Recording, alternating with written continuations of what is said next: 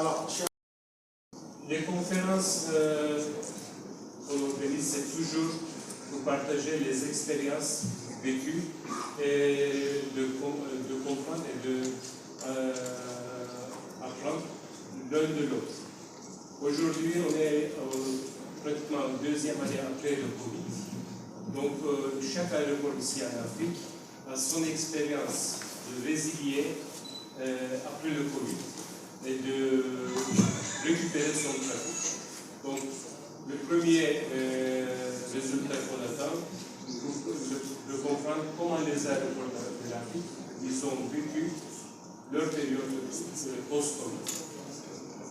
Un, deux, quelles sont les technologies ou les innovations qu'ils ont apportées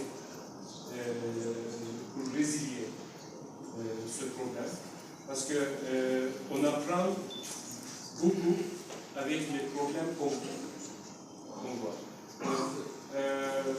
Les objectifs de cette conférence, c'est de comprendre comment on peut résilier s'il y aura une autre crise qui vient, quelles sont les technologies qui peuvent nous aider, ou quels sont d'autres projets qui peuvent nous aider à résilier dans les crises comme ceci. Merci. Oui, la conférence a duré une semaine. Pour moi, la plus importante partie de cette conférence, c'est des commissions qui travaillent sur les différents sujets les 2 premiers jours. Dans ces commissions-là, notre équipe est très présente. Dans toutes les commissions, on a les présidents des commissions sont de l'équipe de l'AS. Dans chaque commission, on a un membre. Et ces commissions-là, ils travaillent sur l'environnement, ils travaillent sur le sujet de RH, ils travaillent sur la technologie, ils travaillent sur la sûreté. Donc ces sujets-là sont partagés entre les membres du comité pour avoir une visibilité globale sur l'aviation de l'Afrique. Les autres sujets sont tous liés avec le thème de conférence, c'est la résilience par l'innovation. C'est pour ça qu'il y a beaucoup de sociétés de technologie qui participent et qui ont des stands. Ça, je dois partager aussi, c'est important. Dans les conférences précédentes, une grande partie des stands n'était pas plein. Aujourd'hui, je suis très heureux de voir que tous les stands ici à Dakar seront pleins. Donc, il y a beaucoup de sociétés de technologie qui viennent à participer à la conférence, à partager leurs produits avec nous. Merci. Comme Tamba le thème, c'est résilience par l'innovation. L'innovation, ça ne veut pas dire toujours la technologie. L'innovation, c'est une sorte d'adaptation au problème. Donc, vous pouvez faire une innovation sans technologie aussi. Mais votre question, c'est très pertinent. Aujourd'hui, quand on est sorti de cette période de Covid, avant cette conférence de presse, on a discuté un peu avec le secrétaire général sur d'autres sujets qui viennent avec le Covid qu'on essaie de résoudre.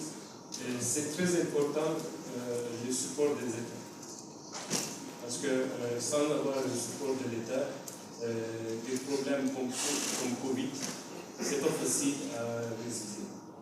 On a pu passer cette période-là vraiment avec un grand soutien de l'Afrique. Et je vois la même chose pratiquement en Afrique, mais en Europe aussi. Quand vous regardez les autres aéroports, les autres compagnies aériennes, telles que ça, Turkish Lufthansa, Air France, etc., ils ont eu un grand support de leur État. Parce que le secteur d'aviation, c'est très fragile. Vit pratiquement jour à jour. Donc, une petite crise, ça fait beaucoup de problèmes. Mais il faut voir aussi une autre chose. Il y a des étapes de crise qu'on a vécues dans l'aviation. Par exemple, des attaques aux États-Unis. Ça baissait les trafics jusqu'à 70%. Ça a été une crise. Le flou ça fait un impact de 40%. Et les autres crises, c'est créer des problèmes de 10% à 20%. Covid, on est venu à zéro. Donc résilier à zéro, c'est très important. Et on a pu sortir de cette période avec tous nos travailleurs. Je pense que nous, on était l'un des aéroports le plus près après Covid. Les chiffres, ça montre aussi que quand le fait c'est revenu, au niveau de service, au niveau de qualité, on n'a pas eu de problème.